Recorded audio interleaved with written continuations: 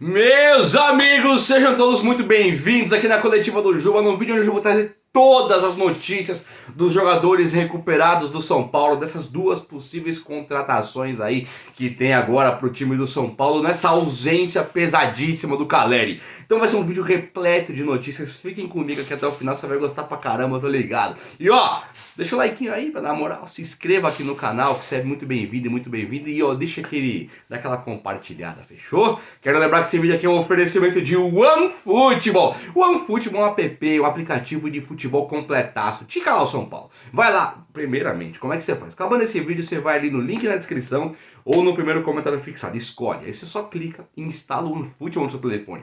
De grátis, totalmente grátis. E aí você instalou o OneFootball, você tica o São Paulo e fica recebendo notícias do São Paulo em tempo real, tudo atualizado no OneFootball. Eu adoro o OneFootball, eu uso todos os dias porque eu me atualizo por ali. Aí você imagina assim, ó, Copa Conmebol Sul-Americana e Conmebol Libertadores. Começou, tem os jogos lá. Aconteceu um lance, você quer ver o replay? Ele aparece lá no OneFootball assim que acontece o lance. E isso é nos lances ao vivo. Então você vai nos lances ao vivo e vê o replay, cara. Tudo em HD, perfeito. Assista a Bundesliga de graça. O campeonato alemão de graça. É da OneFootball. Vai lá, primeiro comentário fixado e link na descrição. Valeu, OneFootball, tamo junto. Meus amigos, o negócio é o seguinte então. Vamos rir aqui, ó. Sabe aquela máxima? Não sei se é uma máxima, mas a vontade de rir é grande, mas a de chorar é maior ainda. Guardem essa frase, a vontade de rir é grande, mas a de chorar é maior ainda. Dá vontade de rir esse departamento médico do São Paulo, né? Porque você fala, nossa, 14 contusões e agora é o Calleri. Dá vontade de chorar, mano. O Calleri, ontem ele me pegou. Essa notícia que o Calleri vai ficar 6 meses fora aí, que tem que fazer cirurgia. Tipo assim, o São Paulo perde o cara pra temporada. Estamos agora entrando no mês 3. 6 meses fora vai pro mês 9. Acabando o mês 9, que é setembro, quando acabar, começa o mês 10 ali, já o futebol falta um mês pra acabar. Em novembro acabou o Brasileirão. Então e o Calleri para voltar tem a transição, voltar pré-temporada, né, tem que aquecer, treinar, então acabou o ano. Então o São Paulo perde o Calleri por um ano. É um desespero atroz ou não é? Eu tô desesperado, pra ser sincero pra você. Tô rindo aqui, ó, pra não chorar. Mas que é desesperador, o Calleri fora. O São Paulo tem oportunidades, tem opções. Ainda dá pra sonhar? Dá. Vamos pensar direitinho. Chegou o Herisson para o lugar do Calleri e o São Paulo está preparando o Herisson para o retorno nas finais já do Campeonato Paulista. A evolução do Herisson ela não tem sido tão boa quanto, por exemplo, a do Igor Vinícius, a do Diego Costa, a do David. São jogadores que eu já vou explicar o status rapidinho. Mas o Herisson não está prontaço ainda para voltar, não. E o que o São Paulo, São Paulino pode dar de risada então? Por que ele pode rir, ficar feliz, festejar? Porque o Luciano pode fazer essa função, não sendo o pivô, né, mas fazendo ali um cara mais próximo da área. Perigas o Luciano melhorar de produção ainda jogando mais perto da área. E o artilheiro geral do Campeonato Paulista, o geralzão, o melhor, o grande artilheiro chama-se Juliano Galopo, que é do São Paulo. O Juliano Galopo ele é um jogador do São Paulo Futebol Clube, que portanto, se o São Paulo Futebol Clube não tem o Calleri, e o Nestor e o Luciano são os meias. Volta agora o David e o Galopo, que poderia perder a sua posição de novo. Ele pode agora ser um jogador muito mais importante para o time do São Paulo, sendo efetivado a jogar realmente como centroavante fixo ali, sem ter até reserva por enquanto. E eis que o São Paulo, diante disso tudo, tendo o David voltando, o David já está para voltar. David, Orejuela já fizeram um trabalho de transição para o campo, já estão treinando em campo. Igor Vinícius está estourando a volta dele. Enquanto o São Paulo conta hoje com o Natan, amanhã vai contar com o Natan, amanhã no futuro muito próximo. Vai contar com o Natan, vai contar com o Igor Vinícius e vai contar com o Orejuela. Ou seja, o titularzão volta aí que é o Igor Vinícius. Fica legal de pensar nesse time do São Paulo. O Wellington é outro que está voltando. Então o São Paulo que hoje conta somente com o Caio Paulista e com o Patrick na lateral esquerda, agora ele vai ter também o Wellington voltando. É um time já encorpando. Voltando o Diego Costa, tira aquele ar de não ter zagueiros. Nós temos hoje Ferrarese acabou o ano, mas tem a volta da Arboleda prevista, não tão próxima, e o Diego Costa já está voltando, esse sim. Então vai ficar o Alan Franco, o Diego Costa e vai ficar o Beraldo para o time do São Paulo ter um zagueiro pelo menos reserva. Já é já é um plus, né? Já é uma notícia boa. Você não conta com, por exemplo, o Belém, que nós não sabemos, um menino, não dá nem para contar com o Belém por enquanto. Porque se ele entrar e for o próximo João Miranda, o próximo André Dias, vai ser ótimo.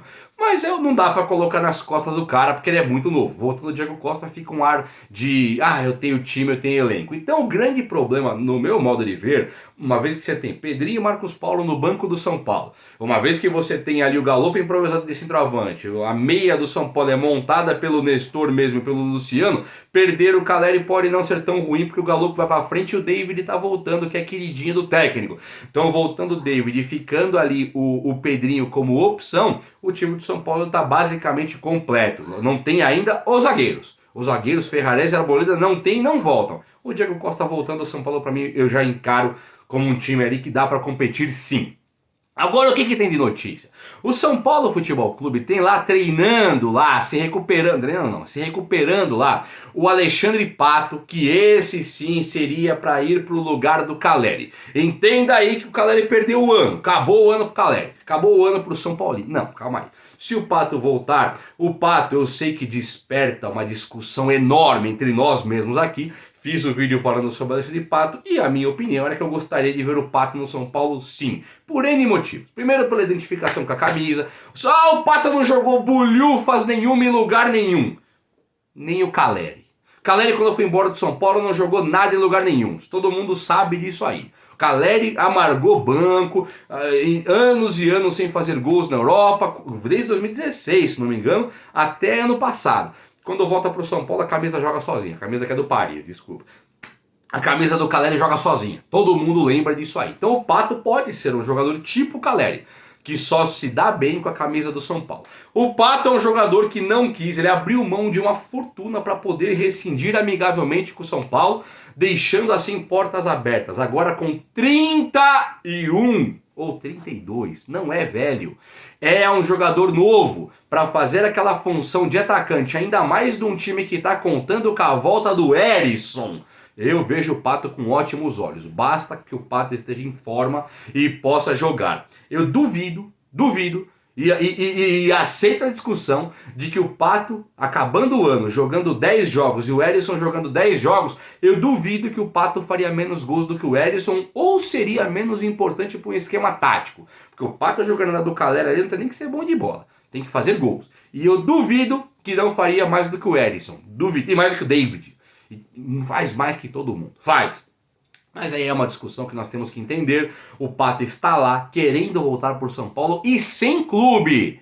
Sem clube. Então não se assuste se o Pato chegar no São Paulo e muito em breve aí deve assinar. O São Paulo agora ele começa a fazer uma força-tarefa para poder encontrar um centroavante para substituir o Caleri e o próprio Erisson, que ficou esse buraco aí. O cara chegou, jogou minutos ali e se machucou já. Então como é que nós vamos contar com o Erisson para um Brasileirão? Se é um cara que chega e já se machuca, pesadésimo ali, pesado pra caramba. Não dá, não é tão simples. E aí o São Paulo então, segundo o jornalista Nicola, ele foi sondar a situação do centroavante Caio Jorge, ex-Santos, que joga na Juventus Turim. La vecchia senhora, não sei se é lá é espanhol. A vecchia senhora, né? A velha senhora, a Juventus Turim da Itália, o time principal da Itália nos últimos anos aí. De vez em quando o Milan, o Inter de Milão, uma Roma aparece, mas a Juventus talvez na última década tenha sido o principal time da Itália. Não é um time pobrezinho, não. Então para o São Paulo fazer uma negociação com o Caio Jorge teria que exclusivamente ser feita por empréstimo. Não dá para pensar em comprar o Caio Jorge. E vou falar mais com vocês aqui, hein? Assim como eu falei que o Erisson faria menos gols que o Pato em 10, 20 jogos aí, acho que o Caio Jorge também faria menos gols que o Pato. Sempre analisei o futebol do Caio Jorge, queria ver meninos da Vila. Quando você vê os meninos da Vila brotando pro futebol, aquilo ali é interessante. Não é, ali tem uma mística, mesmo que os jogadores da base ali do Santos, eles são muito interessantes de você analisar o futebol e ver o craque que vai se tornar no futuro, muitos deles, né? E eu analisei o Caio Jorge e nunca vi nada demais. É um bom jogador sim, Tem um ótimo futuro pela frente, sim, tem, mas não, nem passa perto de fazer, por exemplo, o que um Neymar um dia fez, o que alguns jogadores, o Antony na base, quando chega pro profissional, para mim 1000 vezes melhor do que o Caio Jorge. Outra posição, nada a ver, eu entendo, mas o Caio Jorge muito mais discreto no seu futebol, mas muito mais. E o Caio Jorge está sem jogar na Juventus. Então quando o São Paulo sonda um jogador igual ao Caio Jorge ali na Juventus, o São Paulo está sondando um jogador que pode sim ser um baita de um reforço imediato, um jogador para agora. E o São Paulo nunca precisou tanto de um reforço. São Paulino, acompanha comigo aí. Nós tivemos 4 times que subiram da segunda divisão. Só caíram times menores, tá? Não caiu, por exemplo, o Grêmio, o Vasco esse ano. Não caiu o Inter de Porto Alegre. Não caiu o Fluminense. Caíram times menores. Atlético Goianiense, o Ceará. Foram times muito menos competitivos do que os que subiram. Subiu um Vasco, que virou SAF. Subiu um Cruzeiro, que virou SAF. Vasco e Cruzeiro, a camisa fala por si só. Todo mundo sabe disso. Não tem boi, os times são gigantes. Subiu o Grêmio. Esse não virou SAF, mas também é gigante. E subiu o Bahia, que virou SAF. Não encaixou nada ainda, mas o Bahia, eu entendo que tem mais poder de futebol do que o Red Bull Bragantino em 5 anos. Eu acho que o Bahia tem um projeto mais interessante para futebol. O Red Bull para negócio, o Bahia para futebol. Acho que o Bahia vai longe ainda. Então subiram 4 times que dificilmente irão cair de novo. Dificilmente. E isso abre muitas vagas para times grandes caírem. Porque 4 pequenos caíram. Não sobra muito time pequeno na Série A.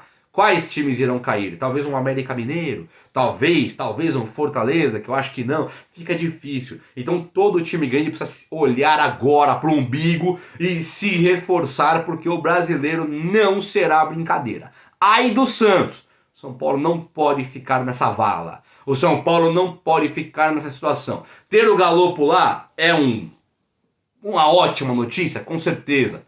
Ter o Erisson voltando é bom? Acho que é. Conheço pouquíssimo do Erisson. Não confio quase nada e conheço pouquíssimo. Agora, o São Paulo precisa realmente de um atacante que faça gols.